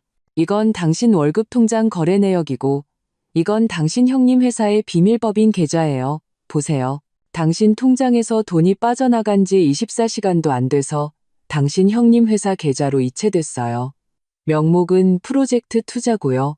박민준, 당신은 그냥 당신 형님 회사의 유동 현금 인출기였던 거야. 당신 엄마는 당신 피땀 흘려 번 돈으로 당신 형님 회사에 구멍을 메우고 있었던 거고. 박민준의 눈이 동그랗게 커졌다. 그는 믿을 수 없다는 듯 거래 내역서를 받다가 자기 엄마를 받다가 했다. 입술을 떨며 말을 잇지 못했다. 김 여사의 얼굴은 이미 잿빛에서 흑빛으로 변해 있었다. 그녀는 자기 눈에 그저 유치원 애들이나 가르치는 선생으로 보였던 내가 이렇게 자기가 신도 모르게 저질렀다고 생각한 비밀들을 캐낼 수 있었다는 사실에 경악했다. 아, 참, 더 흥미로운 것도 있어요. 나는 마지막 서류를 꺼내 가장 위에 가볍게 올려놓았다. 어머님, 반년 전에 아주버님 이름을 등기부등본에 올리려고 하셨죠? 어머님은 박민준 씨 신분증뿐만 아니라 제 위임장까지 위조하셨어요. 비록 성공하진 못했지만 어머님이 등기소에 제출했던 그 위조 서류들 제가 전부 열람 신청해서 공증까지 받아뒀어요. 국가기관 공문서 및 개인 증명서 위조, 이건 또 무슨 죄에 해당되는지 제가 알려드릴까요? 거실은 죽은 듯이 고요했다. 공기마저 얼어붙은 것 같았다. 김 여사와 최지혜는 마치 벼락 맞은 조각상처럼 그 자리에 얼어붙어 있었다. 그들의 눈에는 믿을 수 없는 공포와 절망이 가득했다. 그들은 줄곧 내가 마음대로 주무를 수 있는 부드러운 홍시인 줄 알았지만 그 홍시 안에 맹독이 숨겨져 있을 줄은 상상도 못했던 것이다. 박민주는 소파에 주저앉았다. 식은땀이 관자놀이를 따라 흘러내렸다. 그가 믿었던 화목한 가정, 그 강하고 유능한 어머니, 그 성공한 형님.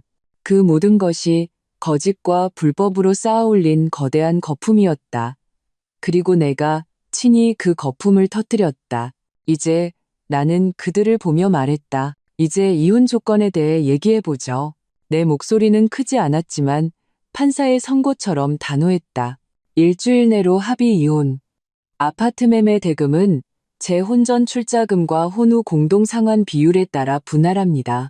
제 몫은 한 푼도 빠짐없이 딸 하윤이의 양육권은 제가 가집니다. 박민준 씨는 매달 양육비를 하윤이가 18세 성인이 될 때까지 지급해야 합니다. 그렇지 않으면 나는 테이블 위에 서류 뭉치를 가리켰다.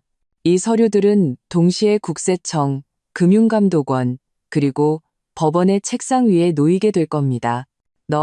너희 재수 없는 년, 은혜도 모르는 짐승 같은 년. 김 여사는 마침내 극도의 공포에서 벗어나 분노로 몸을 떨며 내 코를 가리키고 가장 악독한 저주를 퍼부었다. 네가 우리 박씨 집안을 망하게 하려고 작정했구나. 이 살인자 같은 년. 나는 담담하게 웃으며 일어서서 그들을 내려다보았다. 아니요. 제가 망하게 한 게 아니에요. 당신들이 스스로 한 걸음 한 걸음 자초한 일이죠. 그리고 이건 이제 시작일 뿐이에요. 내가 내민 비밀장부는 마치 강력한 폭탄처럼 박씨 집안 내부를 산산조각 냈다. 김 여사와 최지혜는 넋이 나간 채 박민석의 집으로 돌아갔고 문에 들어서자마자 전례 없는 격렬한 말다툼이 벌어졌다. 다 당신 때문이야. 김미숙. 당신이 그깟 아기방 뺏겠다고 난리만 안 쳤어도 서연우 그 미친년을 자극해서 일이 이 지경까지 왔겠어? 최지혜는 더 이상 온화하고 교양 있는 엘리트의 모습을 유지할 수 없었다. 그녀는 김 여사의 코를 가리키며 소리쳤다. 뱃속아이의 미래, 박민석 회사의 앞날이 모두 위태로워지자 그녀는 완전히 이성을 잃었다. 날 탓해? 네가 매일 내 귓가에 내 뱃속 아들만 보물이고 서연우 모녀는 잡초라고 바람 넣지 않았으면 내가 그 방을 건드렸겠어? 최지혜, 너희들 볼 건 다 보고 이제 와서 발뺌하지 마. 김 여사도 지지 않고 반격하며 책임을 깨끗이 떠넘겼다. 박민석은 자기 회사의 가장 큰 약점이 내 손에 있다는 것을 알게 된 후 거의 미쳐버릴 지경이었다. 그는 허둥지둥 변호사와 회계사를 만나 대책을 논의하느라 집안의 난장판을 신경 쓸 겨를이 없었다. 그는 자기 어머니와 아내의 어리석은 행동에 전례 없는 분노를 느끼며 그들에게 불같이 화를 냈다. 멍청한 여자들, 건드릴 사람이 없어서 제일 만만해 보이는 사람을 건드려? 이제 꼴 좋다. 불똥이 우리한테 튀었잖아. 내 회사 망하면 당신들 둘 다 무사하지 못할 줄 알아. 한편 박민주는 자신의 적금과 월급이 어머니에 의해 오랫동안 형의 사업 자금을 메우는 데 사용되었다는 사실을 알게 된 후 그가 믿었던 가족애와 효심의 세계가 완전히 무너져 내렸다. 그는 김 여사에게 처음으로 강한 원망을 품었다. 그는 김 여사에게 왜 자신을 바보처럼 속였냐고 따져 물었다. 김 여사는 오히려 당당했다. 내 돈으로 내 형 돕는 게 뭐가 어때서? 너희는 친형제야. 형 회사가 잘 되면 나중에 내 몫도 있는 거 아니야? 내 마누라는 딴 놈이랑 바람나서 도망가게 생겼는데 아직도 그깟 푼돈에 연연할 정신이 있어? 이런 강도 같은 논리에 박민주는 처음으로 싸늘한 절망감을 느꼈다. 이 집은 뿌리부터 썩어 있었다. 한때 화목해 보였던 가족관계는 거대한 이익의 위기 앞에서 순식간에 갈기갈기 찢어졌다. 모두가 서로를 비난하고 책임을 떠넘기기 시작했다. 김 여사는 내부 분열을 보자 마지막 수단인 감성팔이를 시도했다. 그녀는 집안의 덕망 높은 어른 몇 분을 모아 내가 얼마나 잔인하고 무자비한지를 성토하는 가족 성토 대회를 열려고 했다. 가족의 여론과 어른들의 위험으로 나를 억누르려 한 것이다. 안타깝게도 나는 그녀보다 한 발 빨랐다. 그들이 소위 가족 회의를 열기 전에 나는 이미 김 변호사를 통해 박민석 회사의 탈세 증거 일부 사본과 김 여사가 위조한 차용증 및 등기부등본명의 추가 서류 사본을 각각 그 핵심적인 어른들에게 보냈다. 나는 내 요구에 대해 한마디도 언급하지 않았지만 증거의 파괴력은 천마디 말보다 강했다. 원래 중재자로 나서서 나에게 가정을 위해 참으라고 설득하려 했던 어른들은 그 흑백이 분명한 증거들을 보고 모두 입을 다물었다. 그들은 박씨 집안의 대담함과 탐욕에 경악했다. 소위 가족회의는 결국 박씨 집안에 대한 심판의 장이 되었다. 어른들은 김 여사의 편을 들기는커녕 오히려 그녀에게 빨리 나와 화해하고 내 모든 조건을 들어주며 더 이상 일을 키우지 말라고 엄중히 충고했다. 그렇지 않으면 누구도 그들을 구해줄 수 없을 거라고. 김 여사의 마지막 동아줄마저 끊어졌다. 내후회환의 거대한 압박 속에서 박씨 집안은 마침내 굴복을 선택했다. 일주일 후 나는 박민중과 구청 앞에서 만났다. 그는 10년은 더 늙어 보였다. 눈빛은 공허했고 피로와 체념으로 가득 차 있었다. 그는 이혼 합의서에 한 획 자신의 이름을 서명했다. 다툼도 애원도 없이 오직 죽음 같은 정적만이 흘렀다. 다만 양육비 문제에서 그는 잠시 망설였다. 양육비, 분할 납부하면 안 될까? 나 지금 수중에 돈이 거의 없어. 나는 그를 냉담하게 바라봤다. 그건 당신 책임이야. 결국 나의 주장과 김 변호사의 감독하에 합의는 내가 처음 요구했던 대로 체결되었다. 아파트 매매 대금 분할이 완료되었고 내 몫의 거액은 그날 바로 내 새 계좌로 입금되었다. 구청에서 나오자 햇살이 눈부셨다. 나는 등을 구부리고 천천히 멀어져가는 그 남자를 돌아보았다. 마음속에는 아무런 파동도 일지 않았다. 이 결혼, 이 막장 드라마는 마침내 막을 내렸다. 이혼 후 박씨 집안과의 악연이 완전히 끝날 것이라고 생각했지만 나는 그들의 뻔뻔함과 광기를 과소평가했다. 김 여사와 최지혜는 이대로 패배하는 것을 받아들일 수 없었다. 그들은 나에게서 어떤 이득도 취할 수 없게 되자 이판사판으로 내 평판을 완전히 망가뜨리기로 결심했다. 그들은 내가 집을 팔아온 가족을 쫓아낸 사건을 흑백을 뒤바꿔 예술적으로 가공하고 온갖 MSG를 쳐서 우리가 살던 아파트 입주민 커뮤니티와 지역 맘카페에 올렸다. 그들의 묘사 속에서 나는 시댁에 복수하기 위해 온 가족을 길거리로 내몬 악독한 여자가 되어 있었다. 그들은 눈물로 내가 어떻게 부동산을 독차지했고 얼마나 무정하게 남편을 버렸으며 어떻게 모든 돈을 들고 튀었는지를 호소했다. 최지혜는 심지어 병원 진단서를 올리며 나의 자극으로 인해 유산기가 생겼다고 암시하여 동정을 얻으려 했다. 순식간에 인터넷 여론은 들끓었다. 진실을 모르는 네티즌들은 나를 향해 융단 폭격 같은 비난과 욕설을 퍼붓기 시작했다. 이 여자 진짜 너무하네. 방 하나 때문에 남편이랑 시어머니를 집에서 쫓아내? 남아선호사상 시어머니도 문제지만 집을 바로 팔아버리는 건 너무 극단적이잖아. 한 가족끼리 왜 저래? 임신한 형님이 제일 불쌍하다. 저런 동서를 만나다니 진짜 팔자 사납네.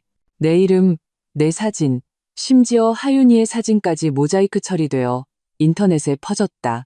그 며칠 동안 내 새 휴대폰 번호로도 각종 낯선 번호에 스토킹 전화와 욕설 문자가 오기 시작했다.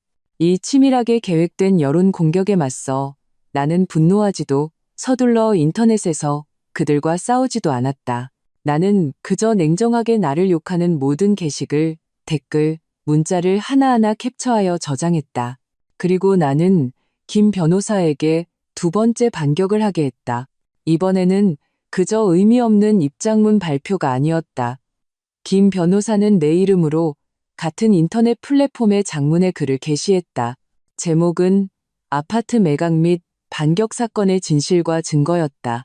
글에는 감정적인 호소 한마디 없이 냉정하게 모든 증거를 하나하나 나열했다.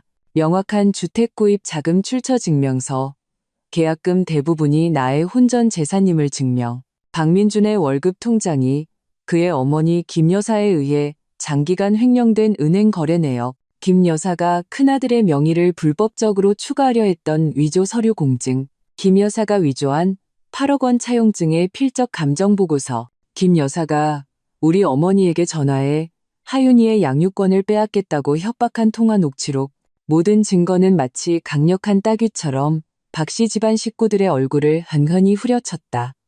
글의 마지막에는 김 변호사의 법률 의견이 첨부되었다.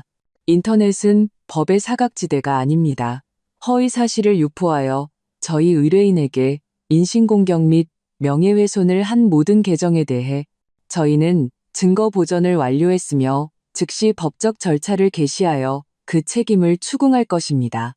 이 글은 마치 심해 폭탄처럼 순식간에 인터넷 전체를 폭발시켰다. 여론은 파죽지세로 반전되었다. 이전에 박 씨 집안을 동정하며 나를 욕하던 네티즌들은 이 철옹성 같은 증거들을 보고 모두 등을 돌렸다. 헐, 대박 반전. 알고 보니 이 시댁이 완전 흡혈귀네. 아들 월급 횡령해서 큰아들 주고 차용증 위조하고 손녀 뺏으려고 협박까지? 이게 무슨 악마 가족이야?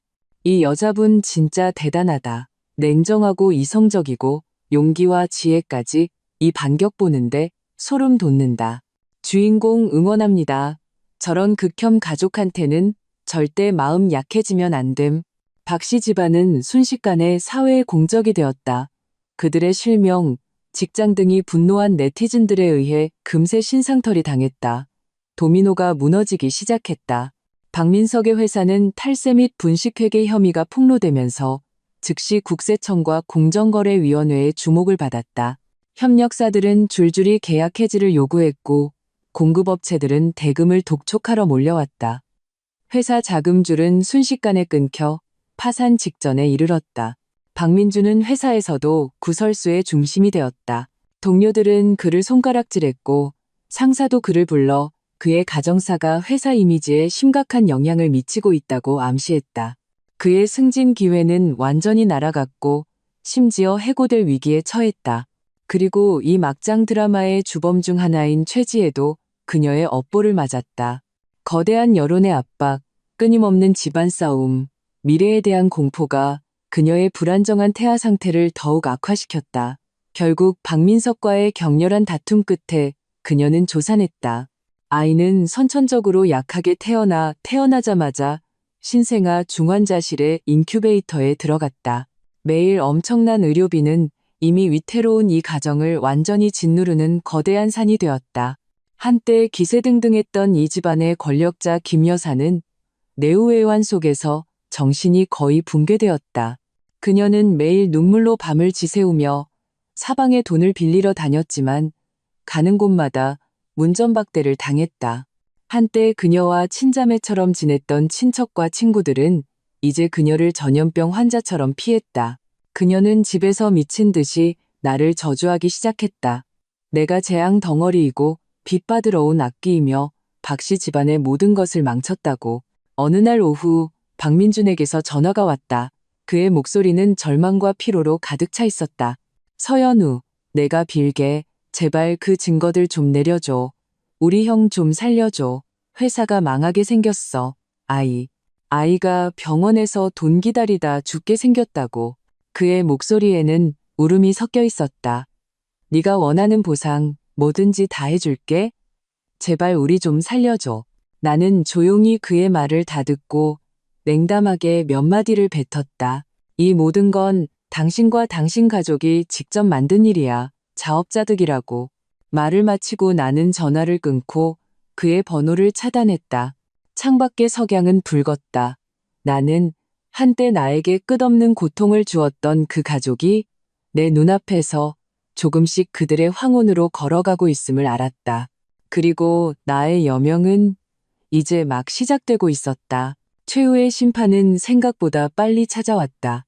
박민석의 회사는 국세청과 금융감독원의 합동조사 결과 거액의 탈세와 분식회계 사실이 드러나 결국 천문학적인 벌금을 부과받고 파산을 선언했다.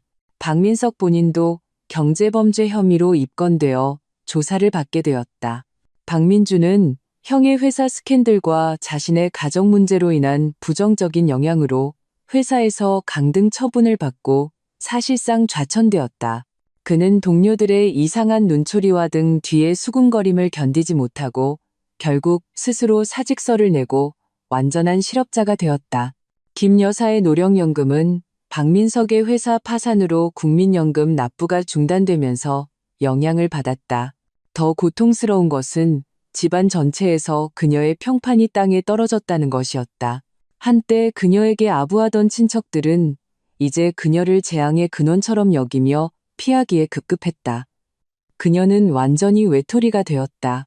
그리고 최지에 그녀의 조산한 아이는 비록 목숨은 건졌지만 선천적으로 약해 후속 재활치료에 막대한 비용과 오랜 시간이 필요했다. 삶의 무게와 희망의 파괴는 그녀와 박민석 사이의 갈등을 완전히 격화시켰다.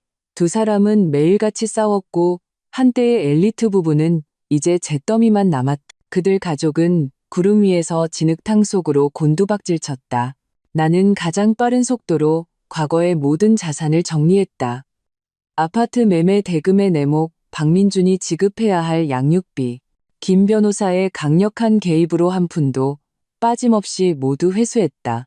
나는 그 돈으로 도심의 환경 좋고 보안이 철저한 새 아파트 단지에 아늑하고 편안한 작은 아파트를 샀다. 집은 크지 않았지만 햇볕이 잘 들었고 꽃과 식물을 가득 심을 수 있는 큰 베란다가 있었다. 나와 하윤이는 마침내 우리만의 진정으로 안정되고 평온한 집을 갖게 되었다. 나는 유치원 교사 일을 그만두었다. 그 일은 한때 가정의 갈등을 피하는 피난처였지만 이제는 필요 없었다. 나는 돈의 일부를 김 변호사의 조언에 따라 몇 개의 안정적인 소규모 프로젝트에 투자했다. 남은 돈은 나와 딸이 부족함 없이 살기에 충분했다. 나는 여가 시간을 이용해 몇 개의 온라인 강좌를 신청했다. 재테크를 배우고 심리학을 배우며 끊임없이 자신을 발전시켰다. 하윤이는 새로운 환경에서 마치 충분한 햇볕과 이슬을 받은 식물처럼 가지를 뻗고 잎을 펼쳤다. 아이의 웃음은 점점 더 많아지고 밝아졌으며 옛집에서 있었던 불쾌한 일들도 점차 잊어갔다. 아이는 내 목을 끌어안고 혀 짧은 소리로 말했다. 엄마, 우리 새 집이 너무 좋아. 그럴 때마다 나는 내가 한 모든 일이 가치 있었다고 느꼈다. 어느 주말 오후 나는 하윤이를 데리고 아파트 단지 아래 공원에서 산책하고 있었다. 맞은편에서 한 남자가 걸어왔다. 그는 얼굴이 초췌하고 눈빛은 공허했으며 보풀이인 낡은 티셔츠를 입고 있었다. 박민준이었다. 그는 나를 보고 눈에 순간 한 줄기 빛이 스쳤다가 이내 빠르게 사그라들었다. 그는 망설이며 나에게 말을 걸고 싶어 하는 듯 입술을 움직였지만 소리는 내지 못했다. 나는 피하지도 멈추지도 않았다. 나는 그저 그에게 예의상 고개를 까딱하며 인사를 건넸다. 그리고 하윤이의 손을 잡고 그와 스쳐 지나가 공원의 다른 쪽으로 향했다. 우리는 이미 서로 다른 세계의 사람이었다. 시간이 좀 더 흐르고 어머니에게서 들었다. 김 여사가 한 번은 시장에서 멀리서 나와 하윤이를 봤다고. 그날 나는 하윤이의 손을 잡고 있었고 하윤이는 솜사탕을 들고 작은 태양처럼 웃고 있었다. 어머니 말로는 김 여사는 그 자리에 우두커니 서서 우리 모녀의 화목한 뒷모습을 복잡한 감정이 뒤섞인 눈으로 바라봤다고 했다. 질투, 원망, 하지만 그보다 더 큰 것은 무력감이었다. 그녀가 한때 가장 무시했던 며느리는 그녀가 꿈꾸던 품이 있는 삶을 살고 있었다. 그녀가 한때 가장 자랑스러워했던 아들 내외는 산산조각이 났다. 이 세상에서 가장 아이러니한 일이 아닐 수 없었다.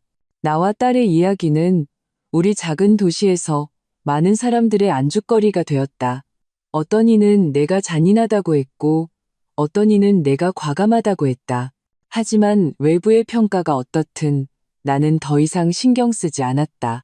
나는 오직 내 지혜와 용기로 폐허 속에서 나와 내 딸을 위해 새로운 세계를 재건했다는 것만 알았다. 나를 죽이지 못하는 것은 나를 더 강하게 만들 뿐이다. 나는 내 아이를 데리고 이 불 속에서의 환생을 완수했다. 새 집에서의 생활은 평온하고 아름다웠다. 나는 하윤이를 돌보고 자신을 발전시키는데 더 많은 에너지를 쏟았다. 하윤이에게 더 많은 사회적 기회를 주기 위해 나는 주말 어린이 공익미술 활동에 아이를 등록시켰다. 활동은 한 미술관에서 열렸다. 아이들은 둥글게 모여 앉아 붓으로 자신들의 마음속 세계를 그리고 있었다. 하윤이는 나의 꼼꼼함을 닮아 무지개색 성을 그렸다. 성 위에는 태양과 흰 구름이 있었고 옆에는 손을 잡은 두 명의 작은 사람이 있었다. 아이의 그림은 옆에 있던 한 남자의 주의를 끌었다. 따님이 그림을 정말 잘 그리네요. 상상력이 풍부해요. 부드러운 남자의 목소리가 내 곁에서 들렸다. 나는 고개를 돌려 단아한 분위기의 한 남자를 보았다. 그는 나를 보며 미소 짓고 있었다. 30대 후반으로 보였고 심플한 흰 셔츠와 캐주얼 바지를 입어 깔끔하고 상쾌해 보였다. 그의 곁에도 양갈래로 머리를 묶은 작은 여자아이가 앉아 자신의 그림에 열심히 색칠하고 있었다. 감사합니다. 따님도 정말 귀엽네요. 나는 예의 바르게 대답했다. 이렇게 아이를 혼자 키우는 우리 두 사람은 자연스럽게 대화를 나누게 되었다. 그의 이름은 이도현, 건축 디자이너였고 마찬가지로 혼자 딸을 키우고 있었다. 그의 딸 이름은 민서, 하윤이보다 반살 많았다. 두 여자아이는 금세 친해져 마치 처음 만난 자매처럼 깨르르 웃으며 서로의 그림과 비밀을 공유했다. 그들의 천진난만한 웃음소리를 보며 나와 도연 씨 사이에도 공통된 화제가 많아졌다. 아이 교육부터 서로의 일, 그리고 삶에 대한 생각까지. 놀랍게도 나와 그는 많은 부분에서 의견이 놀라울 정도로 일치했다. 그와의 대화는 오래간만에 느끼는 편안함과 즐거움이었다. 그에게는 사람을 무심코 끌어당기는 안정적이고 차분한 힘이 있었다.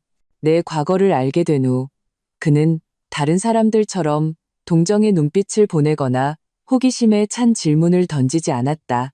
그는 그저 평온하게 말했다. 정말 용감하시네요. 그리고 대단하세요. 그 적절한 이해와 존중이 내 마음을 따뜻하게 했다. 그 공익활동 이후 우리는 연락처를 교환했다. 이후 몇 주간의 주말, 우리는 종종 약속을 잡아 함께 아이들을 데리고 공원, 과학관, 놀이공원에 갔다. 하윤이와 민서는 떨어질 수 없는 절친이 되었고 나와 도연 씨도 점점 더 가까워졌다. 한 번은 대화 중에 내가 최근 재테크 공부를 하고 있지만 영감을 잡지 못하겠다고 우연히 말했다.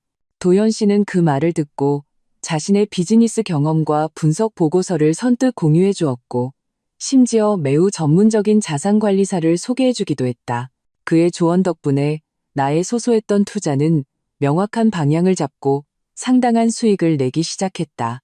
나는 그가 다정한 아빠일 뿐만 아니라 전문 분야에서 매우 식견 있는 성공한 사람이라는 것을 알게 되었다. 어느 일요일 저녁 도연 씨는 나와 하윤이를 자신의 집에 초대했다. 아이들이 벌써부터 함께 파티를 열고 싶다고 졸랐다고 했다. 나는 거절하지 않았다. 도연 씨의 집은 펜트하우스로 미니멀하면서도 세련되게 꾸며져 있어 주인의 품격이 곳곳에 배어 있었다. 더 놀라운 것은 그는 부유한 환경에도 불구하고 전혀 거만하지 않고 겸손하며 딸에게는 무한한 인내심과 사랑을 보여주었다는 점이다. 저녁 식사는 그가 직접 만든 사첩반상이었는데 맛이 놀라울 정도로 좋았다. 식사 후 아이들은 거실 카페 뒤에서 블록 쌓기를 했고 나와 도연 씨는 소파에 앉아 차를 마시며 대화를 나누었다. 따뜻한 조명 아래 그의 옆모습은 유난히 부드러워 보였다.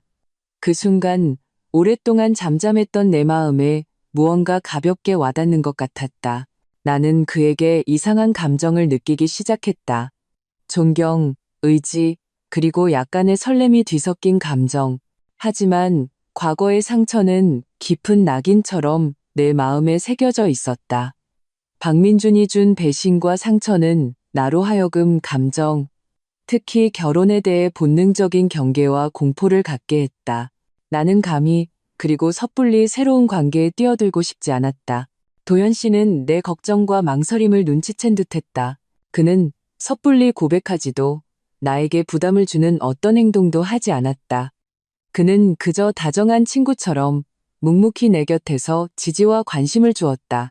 그는 좋은 영화를 공유해주고 좋은 책을 추천해 주었으며 내가 어려움에 부딪혔을 때 가장 먼저 진심 어린 조언을 해주었다. 하윤이는 이미 도연 씨에 대한 애정을 숨기지 않았다. 아이는 자주 나에게 물었다. 엄마, 도연 아저씨는 언제 민서 언니 데리고 우리 집에 또 놀러와? 심지어 한 번은 천진하게 물었다. 엄마, 나 아빠가 2명이면 안 돼? 아이의 마음은 가장 순수하다. 나는 내 마음이 이도현이라는 남자에 의해 조금씩 녹아내리고 있음을 알았다. 하지만 내 마음속 공포라는 그림자도 여전히 존재했다. 드디어 삶이 평온해지고 세월이 조용히 흐를 것이라고 생각했을 때 과거의 그림자는 내가 가장 보고 싶지 않은 방식으로 다시 내 삶을 침범했다. 그날 나는 막 밖에서 돌아왔는데 아파트 단지 입구에서 2사람에게 붙잡혔다. 박민준과 그의 곁에서 더욱 늙고 초췌해진 김 여사였다. 박민준은 어디서 들었는지 내가 투자로 돈을 좀 벌었다는 사실을 알고 찾아온 것이었다. 연우야, 그는 손을 비비며 비굴한 미소를 지었다. 그 미소는 우는 것보다 더 보기 흉했다. 듣자 하니 요즘 형편이 꽤 넉넉하다며? 나는 그를 보며 속으로 혐오감을 느꼈다. 무슨 일이죠? 나는 차갑게 물었다.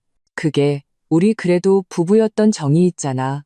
그가 우물쭈물하며 말했다. 나한테 돈 좀 빌려줄 수 없을까? 재기하고 싶어서 그래. 내 회사가 자리 잡으면 2배로 갚을게. 나는 그의 뻔뻔함에 어이가 없어 웃음이 나올 지경이었다. 내가 입을 열기도 전에 옆에 있던 김 여사가 불쌍한 표정으로 바뀌더니 눈물 몇 방울을 쥐어짜냈다. 연우야, 하윤이를 봐서라도 우리 과거의 정을 생각해서라도 우리 민준이 좀 도와줘. 엄마가 예전에 잘못했던 거 알아. 엄마가 사과할게. 나 지금 몸도 안 좋고 온몸이 병이야. 이 늙은이 불쌍하다 생각하고 한 번만 도와주면 안 되겠니? 그녀는 말하며 내 손을 잡으려고 다가왔다. 나는 혐오스럽게 한 걸음 뒤로 물러나 그녀를 피했다. 정이라고요? 나는 냉소했다. 우리의 정은 당신들이 내 딸의 아기방을 빼앗았던 그 순간에 이미 끝났어요. 당신들이 차용증을 위조해서 내 아파트 대금을 삼키려 했던 그 순간에 이미 은혜는 원수로 갚아졌다고요. 나는 당신들의 잘못과 탐욕에 대한 대가를 치를 의무가 없어요. 당신들의 불행은 자업자득이에요. 내 말은 그들의 마지막 위선을 완전히 벗겨냈다. 박민주는 창피함에 분노했고 그 불쌍한 아첨의 미소는 순식간에 사라지고 원망과 험악함으로 바뀌었다. 서연우, 너 잘해주니까 기어오르지? 이제 좀 살만해지니까 우리가 우스워? 내가 말하는데 우리 박씨 집안 아니었으면 네가 지금 뭔데? 오늘 돈 내놔야겠어? 그는 말하며 한 걸음 다가와 나를 잡아 끌려고 손을 뻗었다. 그의 손이 내 팔에 닿기 직전 옆에서 강한 손이 뻗어나와 그의 손목을 단단히 붙잡았다. 무슨 짓이야? 차가우면서도 압도적인 목소리가 울렸다. 이도현 씨였다. 그는 어느새 와서 하윤이에게 줄 케이크를 들고 있었다. 그의 큰 키는 마치 벽처럼 순식간에 나를 그의 등 뒤로 보호했다. 도연 씨의 기세는 날카롭고 위압적이었다. 그가 약간 힘을 주자 박민주는 아파서 얼굴을 찡그리며 비명을 질렀다. 놔, 당신 뭔데 남의 일에 참견이야. 박민준이 발버둥 쳤다. 도현 씨의 눈빛이 차가워지며 손에 힘을 더 주었다. 그는 박민준을 그대로 밀쳐 넘어뜨렸다. 경고하는데 그녀에게서 떨어져. 앞으로 다시 한번 그녀와 하윤이를 괴롭히면 그땐 각오해야 할 거야. 도현 씨의 목소리는 크지 않았지만 모든 글자에는 반박할 수 없는 위험이 담겨 있었다. 박민주는 도연 씨의 크고 당당한 모습과 그의 범상치 않은 분위기를 보고 순식간에 꼬리를 내렸다. 그는 바닥에서 일어나 욕 한마디 제대로 못하고 겁에 질린 김 여사를 끌고 꽁무니를 빼며 도망쳤다. 떠나기 전 그의 원망스러운 눈빛이 나와 도연 씨 사이를 오갔다. 마치 복수의 기회를 노리는 독사 같았다. 나는 이도연 씨의 든든한 등을 보며 마음속에 따뜻한 기류가 흘렀다. 고마워요. 내가 말했다. 아니에요. 그가 돌아서서 나를 보았다. 그의 눈빛에는 안타까움이 서려 있었다. 놀랐죠. 나는 고개를 저었지만 마음속에는 강한 불안감이 솟아올랐다. 나는 박민준과 김 여사를 너무 잘 알았다. 그들은 뼈에 붙은 종벌레처럼 내게서 착취할 이익이 보이면 절대 포기하지 않을 것이다. 도연 씨의 등장은 당장의 위기를 해결해 주었지만 더 큰 문제를 불러올 수도 있었다. 역시나 김 여사와 박민주는 돌아가자마자 온갖 수단을 동원해 도연 씨의 신분을 조사했다. 그들이 도연 씨가 부유한 집안 출신일 뿐만 아니라 성공한 건축 디자인 회사를 소유하고 있다는 사실을 알게 되자 탐욕으로 가득 찬 그들의 심장은 다시 미친 듯이 뛰기 시작했다. 그들에게 도연 씨는 내 새로운 남자친구가 아니라 그들이 제기할 수 있는 새로운 동아줄이었다. 더 황당하고 악독한 계획이 그들의 마음속에서 형성되었다. 그들은 나만 잡고 있으면 도연 씨에게 기생할 수 있고 그에게서 원하는 이익을 얻을 수 있다고 생각했다. 과거의 그림자는 사라지지 않았다. 그저 더 교활하고 추악한 방식으로 다시 나를 덮쳐왔을 뿐이다. 며칠 후 우리 집 초인종이 다시 울렸다. 이번에는 박씨 집안 풀세트였다. 박민준, 김 여사, 심지어 초췌한 박민석과 최지혜까지 데리고 왔다. 그들 네 사람은 마치 문지기처럼 우리 집 문 앞을 막고 섰다. 도연 씨가 우리 집에 있는 것을 보고 그들의 눈에는 예상했다는 듯한 희열이 스쳤다. 서연우, 우리 오늘 너랑 제대로 얘기 좀 하러 왔다. 김 여사는 평소와 달리 사리분별 있는 어른인 척했다. 최지혜도 박민석에게 기대어 약한 목소리로 입을 열었다. 그래, 재수 씨, 과거는 과거일 뿐이잖아. 우리 오늘 하윤이 미래에 대해 상의 좀 하러 왔어. 나는 그들의 연극을 차가운 눈으로 지켜보며 아무 말도 하지 않았다. 도연 씨는 조용히 내 앞으로 나섰다. 김 여사는 도연 씨를 힐끗 보더니 미소를 지으며 나에게 말했다. 봐봐, 하윤이도 이제 컸는데 언제까지 이렇게 근본 없이 너만 따라다니게 할 순 없잖아. 이 이도연 씨가 내 친구라니. 그럼 이제 우리도 사돈이나 마찬가지네. 하윤이랑 이 선생님 따님도 사촌지간이나 다름없고 우리 두 집안이 앞으로 자주 교류하면서 서로 도와야지. 안 그래? 그 말은 그럴듯하게 들렸지만 서로 돕는다는 네 글자는 그들의 모든 더러운 의도를 폭로했다. 그들은 하윤이를 통해 도연 씨에게 기생하고 그를 현금 인출기로 삼으려는 속셈이었다. 최지혜는 더 직접적이었다. 그녀는 도연 씨를 보며 의미심장하게 말했다. 이 선생님, 아직 우리 재수 씨를 잘 모르시나 본데 이 사람이 보기엔 부드러워도 속은 아주 독해요. 우리 박씨 집안이 바로 이 사람 때문에. 그녀의 말이 채 끝나기도 전에 도연 씨가 차갑게 말을 끊었다. 박민석 씨 부인, 제 생각엔 남편분 회사 세금 문제나 더 신경 쓰시는 게 좋을 것 같군요. 여기서 제 약혼녀에 대해 이러쿵 저러쿵 평가할 때가 아니고요. 약혼녀? 나는 깜짝 놀라 도연 씨를 돌아보았다. 그의 눈빛은 확고하고 따뜻했다. 그는 나에게 안심하라는 미소를 지어 보였다. 박씨 집안 네 사람도 멍해졌다. 그들은 도연 씨가 이렇게 직접적이고 가차없을 줄은 상상도 못했다. 최지혜의 얼굴이 붉어졌다 하얘졌다 하며 극도로 민망해했다. 도연 씨는 그들에게 반응할 틈도 주지 않았다. 그는 바로 뒤 테이블에서 서류 한 부를 집어 박민석 앞에 던졌다. 이건 제 변호사가 방금 보낸 내용 증명입니다. 만약 당신들이 앞으로 어떤 형태로든 서연우 씨와 하윤이를 괴롭히거나 그녀의 명예를 훼손하는 어떤 발언이라도 유포한다면 우리는 명예훼손죄와 스토킹 혐의로 정식으로 당신들을 고소할 것입니다. 박씨 집안은 완전히 얼어붙었다. 그들은 도연 씨를 자신들이 주무를 수 있는 부자로 생각했지만 그가 나보다 더 강한 상대일 줄은 몰랐다. 그들이 어쩔 줄 몰라 하고 있을 때 나는 내 휴대폰을 꺼내 재생 버튼을 눌렀다. 그의 씨라는 놈, 딱 봐도 돈 많은 호구야. 박민준, 너 잘 들어. 어떻게든 내 전 마누라 입을 열게 해서 내 형 좀 도와달라고 하게 만들어. 걔가 투자만 해주면 내 형 회사 다시 살아나고 우리 가족 전부 재기할 수 있어. 맞아. 엄마 말이 맞아. 서연우 그제는 그런 부자놈 만난 것도 다 우리 박씨 집안 덕분 아니야? 당연히 우리한테 보답해야지. 최지혜, 너도 죽은 척만 하지 말고 애 병원비 필요하다고 좀 울어봐. 하윤이를 봐서라도 돈 안 줄 수는 없을 거야. 휴대폰에서 김 여사와 박민준, 최지혜가 어떻게 도연 씨를 이용할지 논의하는 대화 녹음이 선명하게 흘러나왔다. 지난번에 아파트 단지 앞에서 그들에게 붙잡힌 후 혹시 몰라 가방에 녹음기를 넣어뒀는데 정말로 쓸모가 있었다. 녹음이 재생되는 순간 박씨 집안 네 사람의 얼굴은 순식간에 팔레트처럼 변했다.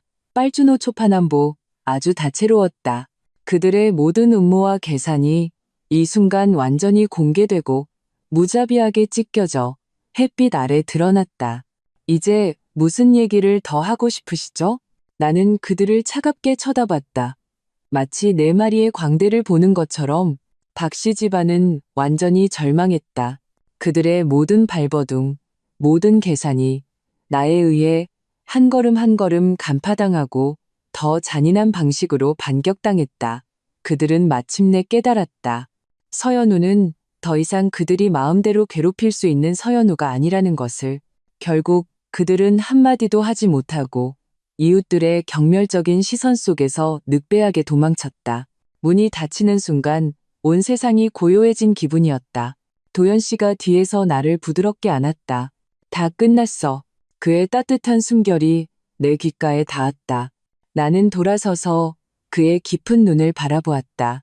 아까 약혼녀라고 했잖아요. 도연 씨가 웃었다. 그는 주머니에서 정교한 벨벳 상자를 꺼냈다. 그는 한쪽 무릎을 꿇고 상자를 열었다. 그 안에는 디자인은 심플하지만 눈부시게 빛나는 다이아몬드 반지가 있었다. 서연우 씨, 아까 그 말은 위기를 모면하려고 한 말이 아니에요. 진심이에요. 나는 당신의 강인함, 당신의 지혜, 당신의 선함을 봤어요. 폐허 속에서 자신의 세계를 재건한 당신을 사랑하게 됐어요. 이제 더 이상 혼자 싸우지 않아도 돼요. 앞으로의 길, 나와 민서가 당신과 하윤이 곁에서 함께 걷게 해줘요. 나랑 결혼해 줄래요? 내 눈물이 그 순간 마침내 터져나왔다. 하지만 이번에는 굴욕과 고통 때문이 아니었다. 행복과 감동 때문이었다.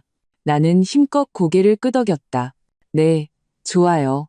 이도연 씨의 도움으로 내 투자 사업은 승승장구했다. 나는 더 이상 결혼에 의존해야만 하는 가정주부가 아니었다. 나만의 사업이 생겼고 경제적 독립을 이뤘으며 무엇보다 내 인생을 스스로 통제할 수 있는 자신감을 얻었다. 반년 후 나와 도연 씨는 따뜻하고 소박한 결혼식을 올렸다.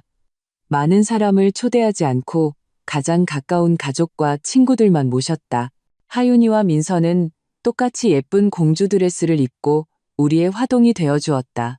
두 아이가 손을 잡고 우리 앞에서 꽃잎을 뿌리는 모습을 보며 나는 온 세상을 가진 기분이었다. 그리고 박씨 집안은 그들이 직접 판 깊은 구렁텅이에서 점점 더 깊이 빠져들었다. 박민석의 회사는 완전히 파산했고 그는 경제 문제로 징역을 살게 될 위기에 처했다. 최지혜는 병약한 아이를 데리고 박민석과 이혼했고 홀로 힘겹게 살아가고 있었다. 박민주는 제대로 된 일자리를 구하지 못하고 아르바이트로 근근히 살아가며 초라한 삶을 살았다. 김 여사는 연이은 충격으로 뇌졸중으로 쓰러져 반신불수가 되었다. 평생을 기세등등하게 살았던 그녀는 결국 후회와 병고 속에서 여생을 보내게 되었다. 그들 가족은 동네 사람들의 입에서 탐욕과 업보에 대한 반면교사의 사례가 되었다. 나는 이미 오래전에 그들을 내 인생에서 지워버렸다. 과거의 고통과 상처는 모두 내 성장의 훈장이 되어 나로 하여금 눈앞의 행복을 더욱 소중히 여기게 만들었다. 햇살 아래 도연 씨가 내 손을 잡았다. 하윤이와 민서는 앞에서 서로를 쫓으며 뛰어놀고 웃음소리가 은방울처럼 맑게 울려 퍼졌다. 나는 알았다.